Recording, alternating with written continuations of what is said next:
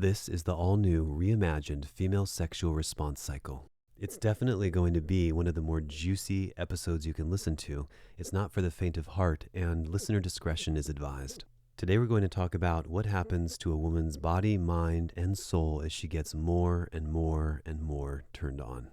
Now, you may recall from school a very limited and narrow definition of what the sexual response cycle is. It has 4 phases: desire or libido, arousal, which is excitement, orgasm, and resolution. And then, of course, we have the refractory period, and that's about where it stops. Therefore, conversations like this that we're about to have can be very interesting. Even though these conversations are exciting, arousing, and even provocative, it's extremely difficult for most people to have a conversation about what really, really hot sex is, what it looks like, what the different phases of it are, and how to actually know when you're having it.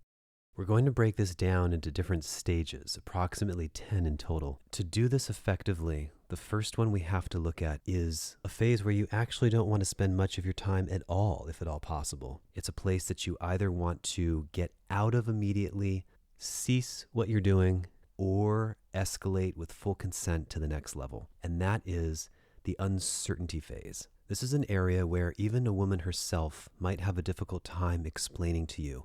It may never come up through all of your relationships. It may never come up to you later and after you've had sex. And it may never appear even after you are an ex. But it certainly will come up with other people, and it will come up with her girlfriends. And so what I'd like to do is bridge that gap so that everybody's on the same page. Many of you might believe that once a woman is willing to have sex with you, that everything is a-okay, that you can move forward and the next step would be to have sex. That because she wants to, in sum, that what more can you have than someone who wants to? Legally speaking, if you have consent and you've both agreed to do this, technically it is. But that's very seldom the case the first 1 to 3 times a woman has sex with someone new. And in many cases, in estranged relationships, challenging relationships, or interactions where there's a lot of ups and downs. You've heard me speak about in different episodes how much goes into a girl allowing you to eat her out, or a girl desiring to have sex with you or being willing to. For men, it's almost an effortless task. We can do it and do it and do it. But for many women, even the most open-minded of women, there's this constant fear of being judged, shamed, or made to feel like, and always remember, these are never my words, made to feel like she's a slut or a whore, or these types of completely derogatory sentiments that do nothing to help our expansion as humans. You heard me mention in the previous podcast that a woman's mentality is often very fluid, able to fluctuate from one subject to the next, and also from one emotion to the next, including being completely happy and thrilled to being miserable, and from being miserable to using expressions like, I love my life, in the same hour or the same day. This also transfers over to sex. Things that happen in the moment, on a whim, or when they're just not thinking, if they're intoxicated, if they're on drugs, if they're just allowing emotion to take over, are often reflected back upon as being regretful, or things that they wish they didn't have happen. And even sadly, in some situations, rewriting the facts in her own head of what actually happened, such as having a nice time seemingly in the evening and then deciding later that it wasn't such a nice time. Sometimes women the next day or weeks after will believe it to be both better or worse than it actually was on that night because they've come to different thoughts and feelings about it, or they'll attribute different meaning to it. That's very dangerous territory. The whole thing warrants a podcast unto itself, but you don't want to be caught in a place where a woman enjoys herself with you in the evening, or seems to be, and then completely regrets it or changes her mind or feels differently about it afterwards, or even worse, during the experience. But for now, what you need to know is that the precursor to the female sexual response cycle is not just a willingness to have sex. It's an uncertainty about having sex. The precursor means, hear this, she doesn't know if she's ready to have sex with you yet, or she knows she's not ready, but for whatever other reason, she's going through with it anyway. She's doing it, but she's not ready. You're engaged in it, but she's not even certain she wants to be there. Have you ever done something that you weren't ready to do before? Have you ever been put in a sport or an activity or been asked to do something in the kitchen or to help your parents with something or a friend with something, and you just were clueless about it. You did it and you went through with it. You might have even done okay, and you might have even surprised yourself at how well you did, but you really weren't ready for it. And maybe in retrospect, if it was too much, if it was too intense, you wouldn't have done it again, or you would have done it differently. And in some cases, you even regret doing it. This is what happens when a woman has sex before she's ready to have sex. It's not a place of arousal. It's not a place of excitement. In some ways, it's a case of her feeling convinced or obligated. For some people, it's a place of her feeling pressured. In other situations, it's a feeling of curiosity or intoxication or excitement. In other cases, still, it can be a feeling of compliance or wanting to be more agreeable, because females tend to be more agreeable and non-confrontational as opposed to men. And by the way, your partner could be feeling this whether you've just met her or you've been together for 3, 5, 10, 20 years.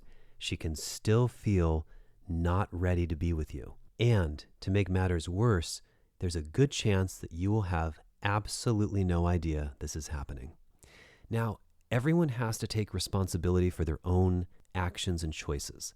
I will be the first to say that I'm of the strong opinion that if two people are interacting together and one person doesn't want something to happen, but that person is not showing any signs, body language, they're not using any words, they're not wincing, closing down, turning the other direction, pulling back, leaning away, resisting, etc., no negative emotion, no resentment, nothing at all that someone might be able to understand, especially direct communication in words like, I don't want to do this right now, or maybe we should wait, or let's take a breather and watch a movie, or anything else. You cannot expect the other partner to be a mind reader.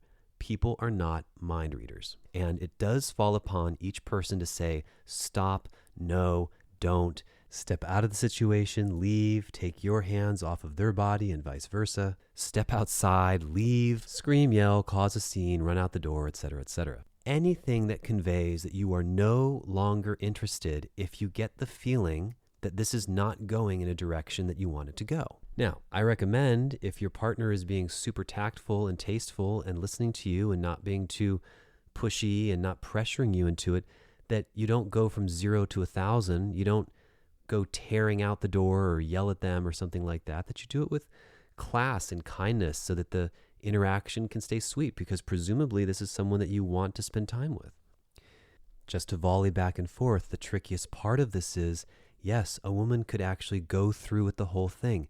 She can have nice orgasms. She can feel incredible. You can actually have a really good experience, but still something in her, which you really have no control over at a certain point, can turn the next day, and she may decide that this is not for her. She regrets it. Intensity can read very differently. So this is kind of the disclaimer when you're intimate with a woman, that simply because she's decided to have sex with you, and it seems like it's going that way, and you might even be in the beginning stages of having sex, does not mean that it's all in the bag and that she's all geared up to go and that it's 100% shoe in. This is just the very first moment to know, okay, we're here, now what? How do I navigate her emotions? How do I turn her on? How do I excite her? And how do I know that things are escalating? This leads us right into precursor number 2. Read her. Read her, feel her, ask her questions, check in. Are you the kind of man or woman who, when you're intimate with your partner, are you a steamroller? Do you just plow through with a one-track mind? We're going to fuck. We're going to have sex. Because you've assumed the role of being dominant, and because she's assumed the role of being submissive, things are just happening and she's allowing them to happen. But is she really wanting them to happen? There's a big difference between allowing it and wanting it and allowing it. There's a huge difference. A difference between letting something happen out of any number of emotions, guilt, nervousness, not wanting to make someone feel bad, not wanting to rock the boat, not wanting to get someone upset, not wanting to hurt someone's feelings, and on and on and on. And yes, a million of these things go through a woman's head when she's evaluating if you should be or are going to be her next potential sex partner. Fortunately, people's bodies do speak. And if you see closed off body language, cringing, tightening up, tensing of muscles, shoulders rising. Her breasts or her cheeks aren't turning rosy red. Her eyes look normal. She's maybe not looking at you. All of these things contribute to signs that demonstrate whether she's ready or not. So the second precursor is reading body language, checking in and seeing what's going on and seeing where she is. I like the phrase steamrolling because it really illustrates the lack of allowing a woman to shine.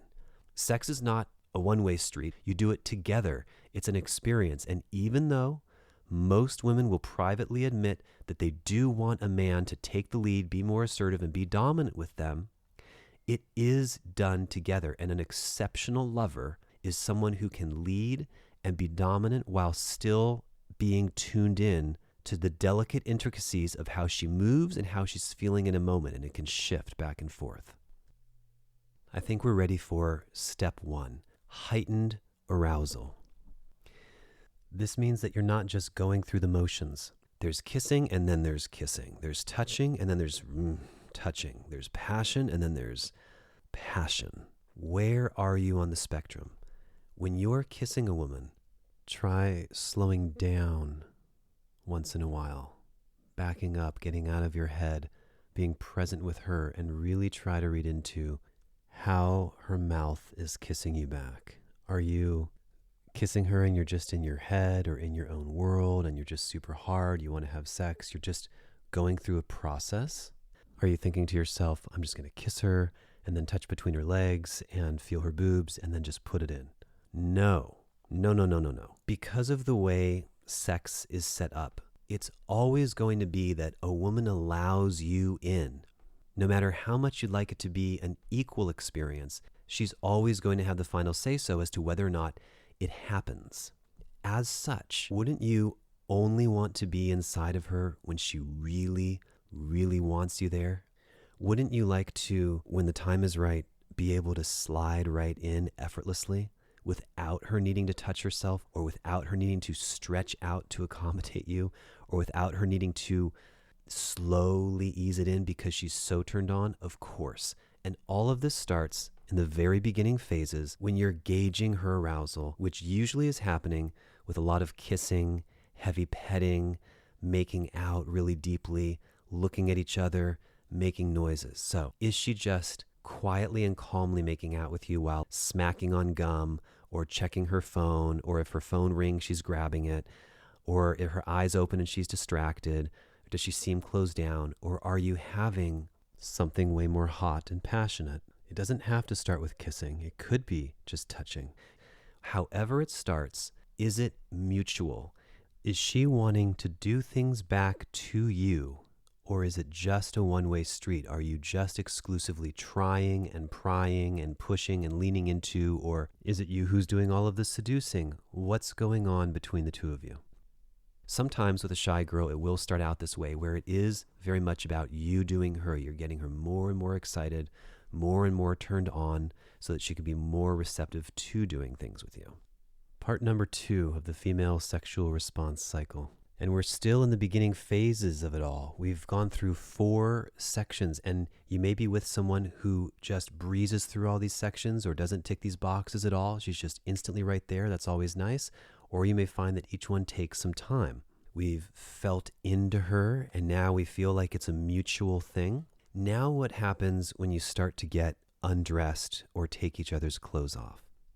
Ask yourself, sincerely, are you doing all the work? Or are her hands running all over your body, trying to undo your belt or your button or your zipper or take off your underwear? Does she want to take off her clothes? Is she helping you take off her clothes? When you're in this phase, when you see that she's become an active participant and she's taking part in the process, maybe you can see how turned on she is in her eyes. Maybe you can see the excitement in the way that she looks at you. Maybe you see her smile, or you see her getting turned on, or she's panting, or she's making noises, or she's saying things like, fuck. Maybe she's getting frustrated and agitated and angsty in a sexual way because things aren't moving fast enough for her. Now you start to realize, okay, I can move forward with this. It's hot, it's exciting, it's passionate. Maybe you've got some heavy making out going. Maybe she's exploring you with her tongue. Maybe she's kissing you in different places and working on your neck or your chest. Maybe her fingertips are touching your chest, or she's reaching under your shirt. Many shy girls are timid to undress you, but they might reach under or just kind of tease around your underwear line. And when they're feeling responsive, not all women are, but when they're responding like this, when it's mutual, when they are doing things back to you, hopefully, when she's exploring your body or touching it or recognizing how soft your skin is or how supple your muscles are or how strong your legs are, or she's kissing your neck or smelling you or breathing you in or running her hands all over your chest or feeling your very short haircut and running her hands up and down the back of your head or looking in your eyes and giving you kisses all over. Now we're ready to slide into phase 3 of the female sexual response cycle. This is where things can regress just a touch, possibly. I'm not a big fan of pornography, but there's nothing I find more repelling than a guy who has sex with a woman with his clothes on. He's got his fly unzipped and he's having sex with a beautiful naked woman who's being put through all these different positions. She's in such a vulnerable place and he's just like fully clothed. Same applies here, men. Consider that if you're taking a woman's clothes off, she's even more vulnerable than you to begin with because she's going to be taking you inside of her. And now she's naked and you're fully clothed. It's nice to do things in equal steps. So things are going well. You know she's turned on. Now suddenly you're unexpectedly face to face with another confrontation. Her own feelings and insecurities about her body, how she looks, how fat she feels, how unattractive she feels, or how beautiful she feels. And this is largely dependent on how turned on she is. You could take a very curvaceous, juicy, delicious, sexually ripe woman who can feel completely unattractive, naked, standing there with you. But once you've really turned her on, she feels luscious and ready and like a woman and like she wants to be ravished. Same person, different heightened state. So when you're both naked, where are you in this phase? Do you sense that her excitement is sustained, she's equally as turned on, or have things taken a step backwards? Are the lights too bright? Are the windows open? Is she bringing attention to the external, and are things slowing down? So this is an excellent place to check in. Yeah, are you all right? Would you like me to change something about the room? Do you want me to do anything different? What do you need? And if you're going to be silent about it because things are going very well, but they just feel a little less intense, you can continue to take a step back and turn her on even more with more touching, kissing, licking, and of course, different areas and different places. But the big thing to know here is not everybody's super comfortable naked. Not everybody loves their body. And not everybody is having a great day when they're not feeling bloated or wonderful or what have you. Even though most men find the female form super attractive, more often than not, women are always feeling self-conscious about their body and how they look, including skinny girls, including fit girls. There's just always something. But none of this has to matter if she's turned on and excited enough, which doesn't necessarily mean that you have to try really hard. It means that you are present to how the experience unfolds. As you get to know your partner, does she like silence? Does she like music? Intensity? Does she want you to just do it and just take her and become sexual right away? Does she like something soft and gentle and delicate first? Can you be more intense? And this will eventually lead us right into our next phase, intensity. But before we go there, we have to discuss one more caveat that's similar to a bit of a hindrance or a potential roadblock to continuing down the path of sharing incredible intimacy. I'm using language and phrases to express something that stops intimacy, but it doesn't need to be looked at as something to constantly try to overcome or even that needs to be overcome. There's nothing a woman loves more than when things appear to happen naturally. And ladies, I say appear because almost everything is calculated in a man's head to make you feel like it's just unfolding easily and effortlessly. But when roadblocks come up, when hindrances come up, it's worth paying attention to because it's something that requires some sensitivity and some care from you. So what else can happen before things get really, really, really hot? Well, a girl can be struck with a shouldn't. An I shouldn't. Some form of guilt, feeling bad, shame. Feel the difference in texture here. This isn't about not being ready to have sex. It's not about not even wanting to have sex. It's about something else in her head that has become very important or very meaningful or conflicting, and so therefore she feels bad about going through with it. A simple example of this could be, no matter how turned on someone is, if you're in someone's parents' house and she's worried that her mother or father or brother or sister might hear, that would be a very big reason as to why she might want to stop or might not feel ready or might not feel comfortable. Maybe you're in more of a public place, or the windows are wide open, or neighbors could see in, or someone risks hearing her. And it's not that she doesn't want to, it's not that the possibility isn't there, and it's not that it couldn't be a very hot and exciting experience, but there's something else that needs to be addressed. And here again, and of course here as well, I would not recommend steamrolling through this or what I would just call foolish masculine minimizing. It's all right. Don't worry about it. It's cool. Chill out. Just relax. Take it easy. Take a deep breath. Oh, take it easy, I says. Just keep your mouth quiet, honey. It ain't nobody gonna hear us. Come on. Come on. All of these just do this derogatory, pointed, meaningless advice really doesn't do a damn thing to help a woman feel better, or any person for that matter. I don't know if anyone's ever been under tension or stress before and someone goes, just relax. What does that do for you? Absolutely nothing. Other reasons for her to feel like she shouldn't is that she really wants to have sex with you, but she doesn't want anyone else to find out, or specific people to find out, or feels that she has a commitment towards someone else, which might not even be another man, it might not even be a relationship, but towards a certain friendship or what have you that might hinder her moving forward despite her being ferociously turned on. Or she really wants to have sex with you, but she's had sex with someone else or even 2 or more people before, and she's feeling really bad about being with so many people or being involved with so many people, feeling a little sore or even stretched out. She could be just coming off of her period. She could be spotting a touch. She could also, gotta say it, just feel really bloated or really gassy and not want to have her legs spread wide open with the risk of completely embarrassing herself. And these things will get in the way. Whereas, of course, for men, we're always just like, it's all right, don't worry about it. We seem to worry about these things less, but don't forget how critical and judgmental everybody is when someone looks bad.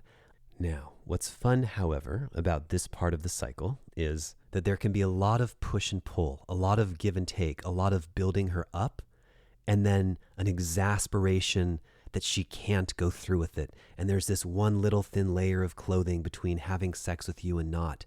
She really, really wants to, but shouldn't. She really, really wants to, but can't. And that creates an incredibly fun and nice, albeit maybe frustrating a touch for women, angst, but it creates far more of a frustration for men. For men, it's like excruciating, and it stops there. For women, it could be a very, very arousing experience, letting this build and this passion heat up, even if another day or another week goes by and you have that tension and you keep holding it in that place. That can be really fun until the right time strikes for you to move on to the next phase, building intensity.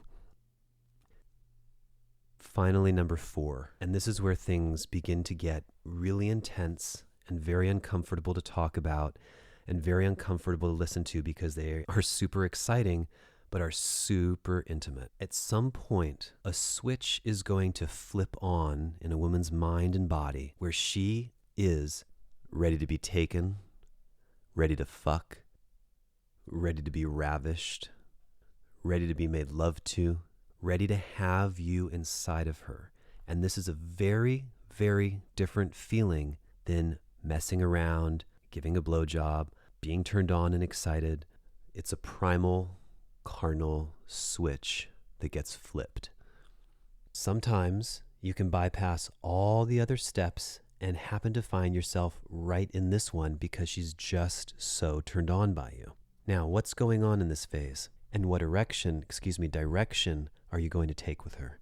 Has she had an emotional day? Is she feeling vulnerable? Is she feeling not so great and being soft and sensual and gentle and slow in her movements and in her interactions with you? Is that what she's craving from you? If so, you might guide the sexual interaction to be something more of a loving, connected, bonding experience. And right here is where having sex can split off into one of two areas, and you can actually fuse and meld between the two areas. Those being having sex or making love or having sort of this relationship type of sex, or really hot, passionate, intense fucking. And I'm purposely using language like that because I want you to really hear the difference of intensity. It's not that one has to be delicate, soft, romance movie making love and the other has to be pornographic. It's not that one is right and one is wrong or one is better. And it's not that you should be doing one or the other. But one has a softness to it and the other has an intensity to it. I will say this about these two phases, however. One feels more loving, and because love is not as explosive of an emotion, although it can be, as sexual arousal, having incredible sex or incredible fucking can feel more intense, more passionate, more alive than soft and gentle and slower lovemaking. At this point, you should really know where you're leading towards. And sometimes, and this can be really, really challenging as a man, if you've been with a lot of sensitive women in the past and you're trying to be sensitive with a new woman who's just really down to fuck you, you can be barking up the wrong tree by having the wrong kind of music playing or being too gentle or taking your time or really going slow, and she's really wanting something like, just give it to me. What does that mean? Because these are two different states, two truly different vibrations, vibes, energetics, whatever you want to call it, acting too much like you're in one side when you're trying to do something on the other can be very off-putting. So if a girl is literally ready to fuck you, she's turned on, she wants a physical experience, and only that, and you're being romantic and soft and playing really like loving R&B music, but you barely know her, if you're giving delicate cuddles and caresses, if you're talking about children, long-term relationships, or you're looking very sweetly and passionately and longingly in her eyes, this can be and potentially could be a turnoff. Whereas for a different vibe, a different sexual experience, it could be a really big turn on. And that's where you really want to read it. If you're about to make love to your woman, if you're about to have slow, passionate sex, then this type of openness and vulnerability can be very desirable. And unfortunately, it's right here in these types of moments where most women do not want you to ask, honey, are you feeling like being fucked really hard, or should I make love to you tonight? You certainly can, and there's nothing wrong with it, but this is where it can make or break a moment. You, more often than not, will be expected to feel into it, but you certainly can check in and ask. And the feeling that you want to check in with is this something that feels soft and gentle, or more intense and hard and hot? What is soft and gentle? More like making love, more like something you'd see in a movie, something that really involves taking your time. Do you think of it as making love? Do you think of it as nurturing her and loving her? Now, I love the idea of lovingly fucking someone. So of course, again, it can transfer to both sides. Or does your experience feel like something more hot, intense, passionate, deep, perhaps quick, dominant, aggressive, and perhaps stronger, and perhaps more assertive? As a woman, do you have thoughts like, I want you to do whatever you want to me. I want you to take me. I want you to have your way with me. Do these things come to mind? Think of this as the wanting to rip each other's clothes off sensation. Now that you know, you're ready for the next phase.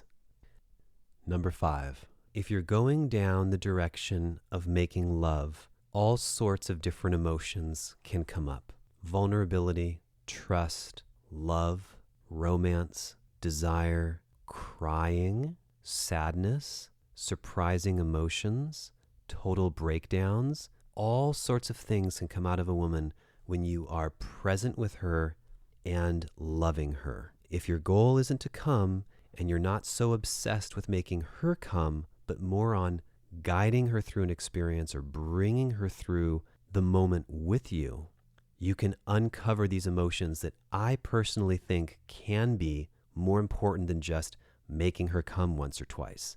If you're really in a loving place, and especially if you love this person, this is where she can have an emotional experience. What are some things you might discover about your woman in this position? You might feel her softening, opening. Everything is opening. Her lips are opening. Her mouth is softer and more receptive to you. She's giving herself over to you. If you've gotten to this point, you've done great. And it's really critical to not make sudden changes or finish all of a sudden and then just get up and go do something else or crack a joke, etc., etc. It's nice to stay in this state for a sustained amount of time as long as you can hold off.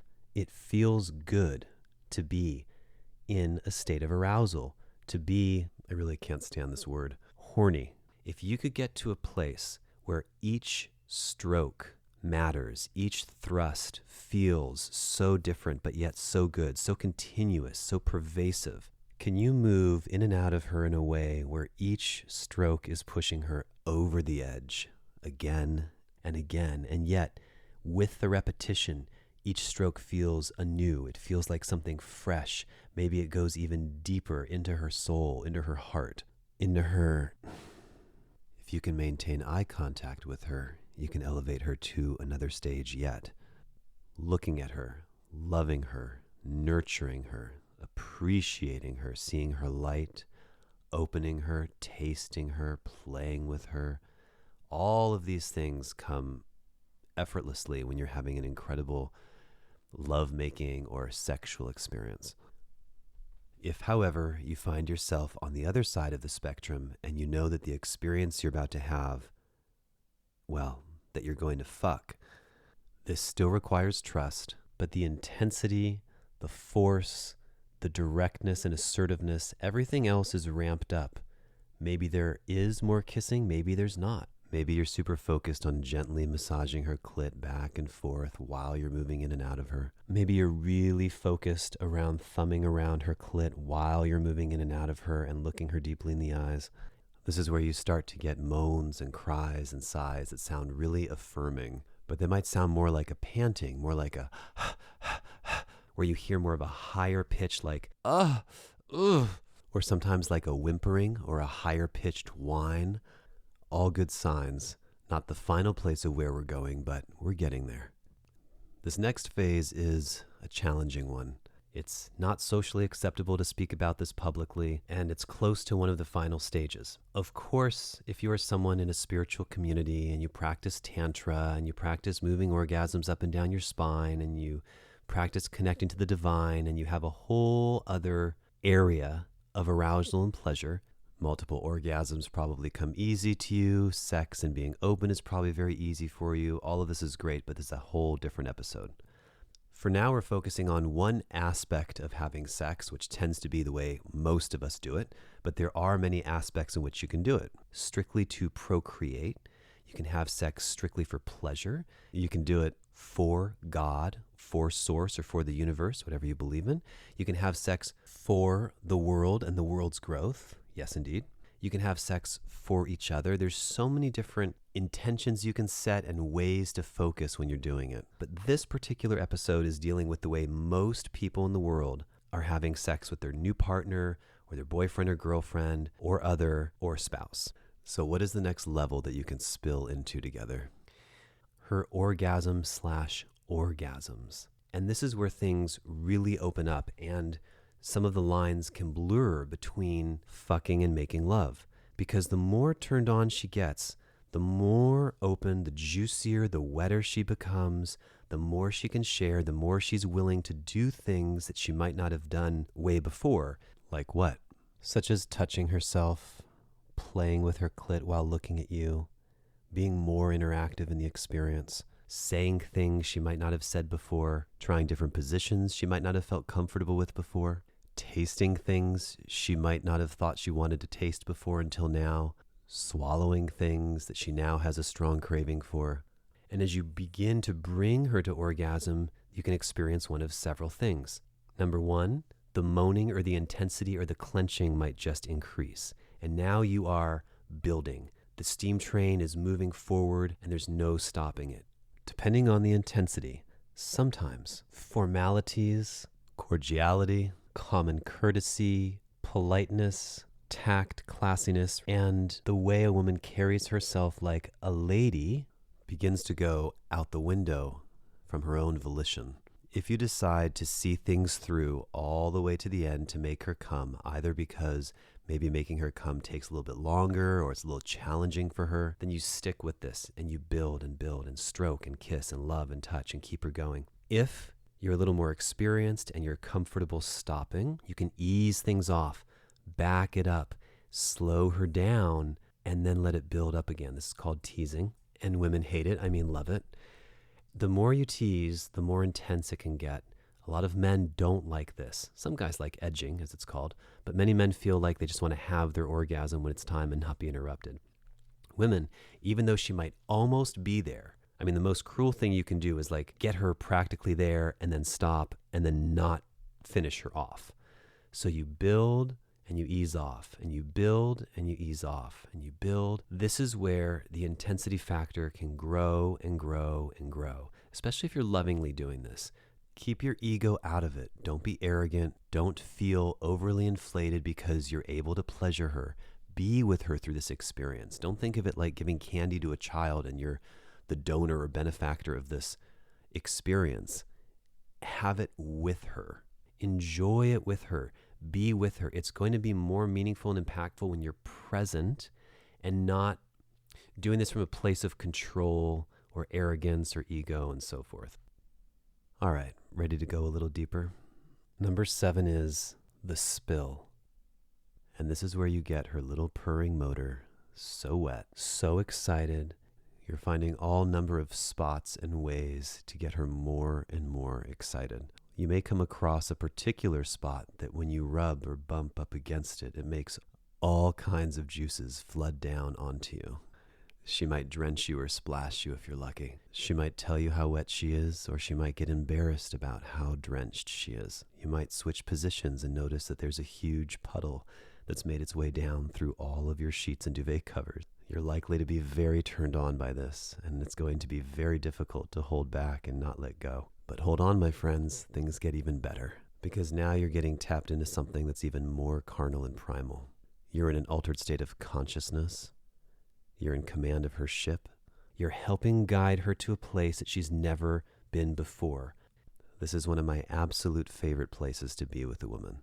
It's where the eye contact absolutely shifts from looking at you and appreciating you or being turned on by you to, I'm yours.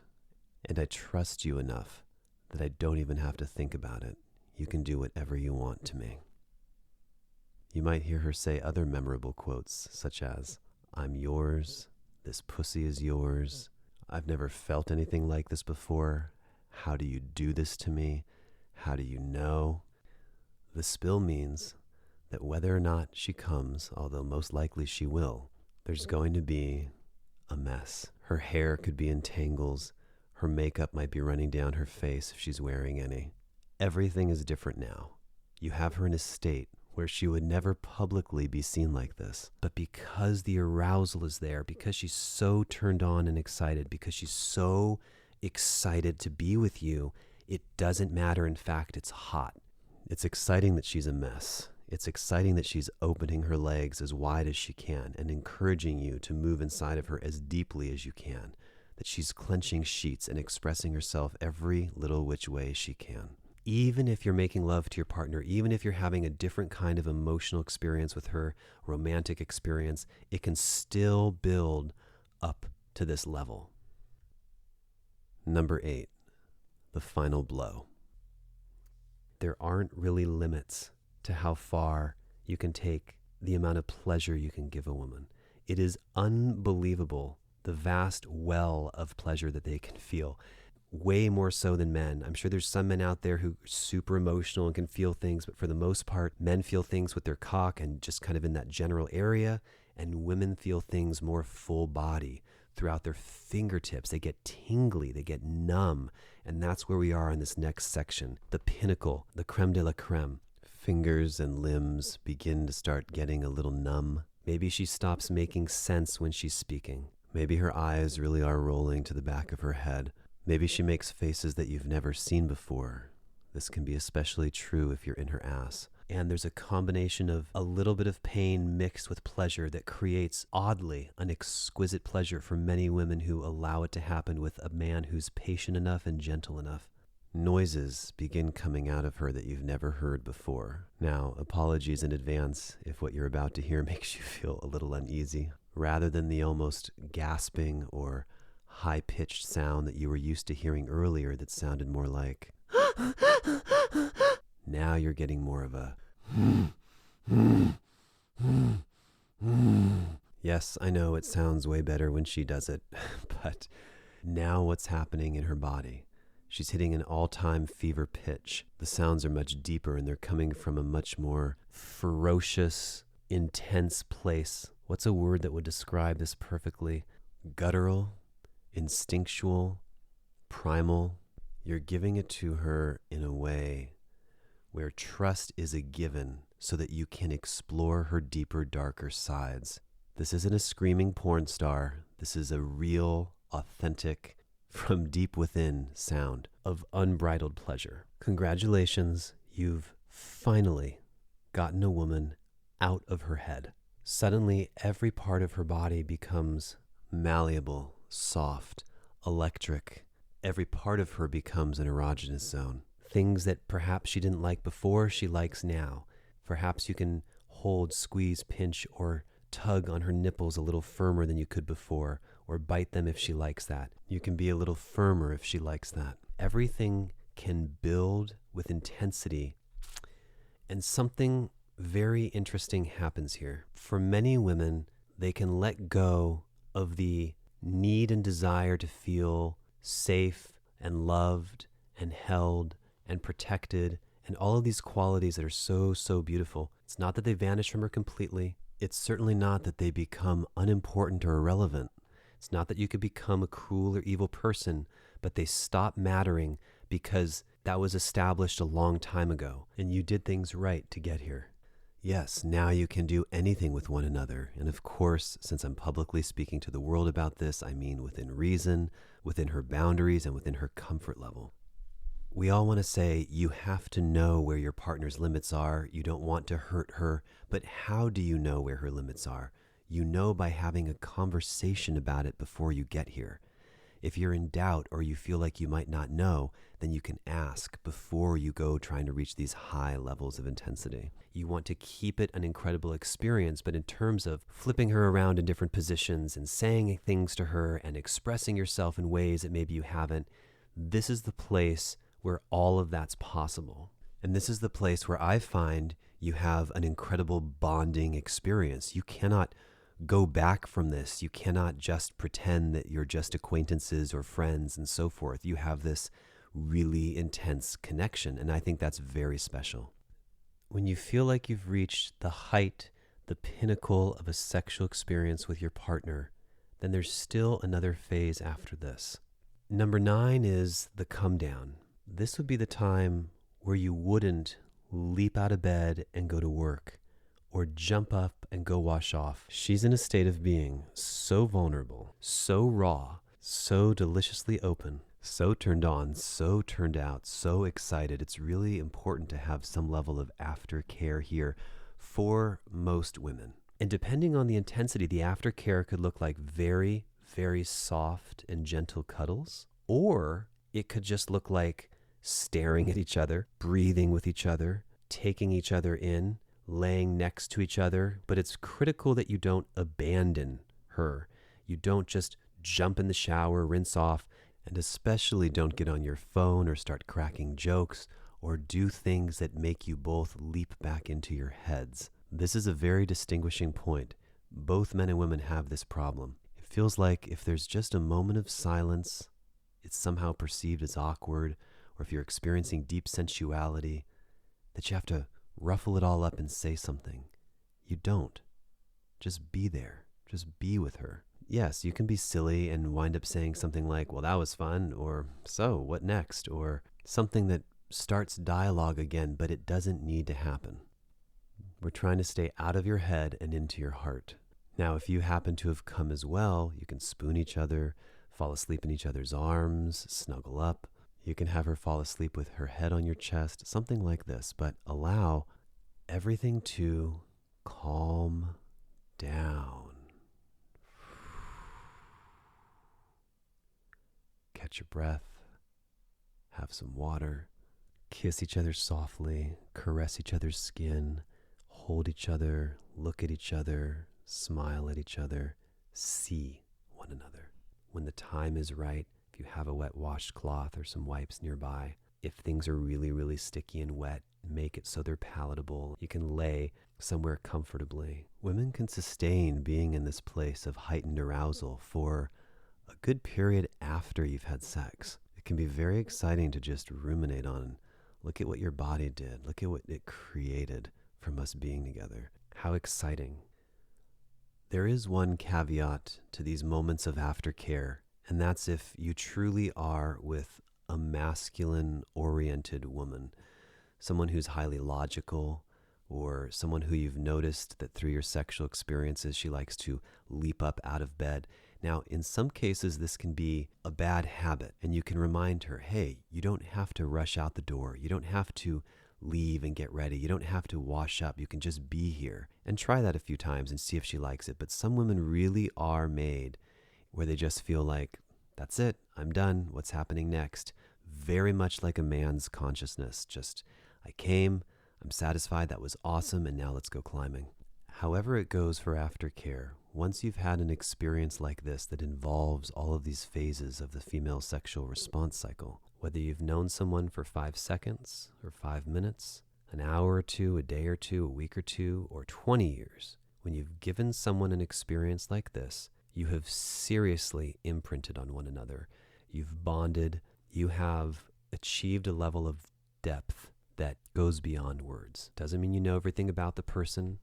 Doesn't mean they might be a horrible match for you in terms of a relationship, or it could be an incredible love affair. But there's something about this level that's really, really special. Really try not to bring in the jokes and the chit-chat. She might even try to do the same. Just play around once in a while with what it's like to be in that space of the aftermath of it all. Then go on a walk, get into nature, let some light in, open the windows, turn on a fan, take a shower. These experiences, these are the ones you want to savor. And there you have it, ladies and gentlemen, a rather brief summary of the female sexual response cycle. If you find yourself in a position after listening to this where you'd like to learn more about yourself, I strongly recommend my 12-week coaching program. Sessions are available in person in San Diego or via Skype or FaceTime or any other social media platform. She, whoever she is, will thank you for it. This was a really good framework for understanding the basics. And of course, there are other dimensions. There are other spiritual levels you can take things to. There's more heightened states of consciousness you can get to before, during, and after sex. There are different tantric practices and meditations you can work on with one another. But this very specifically addresses the physicality of sex, the very physical dimension. It's where most people reside in their practice with intimacy. Not necessarily all steps, but in terms of how we experience pleasure. So I hope this has helped you. I hope it stimulates discussion amongst your girlfriends and guy friends. And I hope that over time it will inspire us to create another episode of even deeper levels that we can go to. Thank you so much for listening.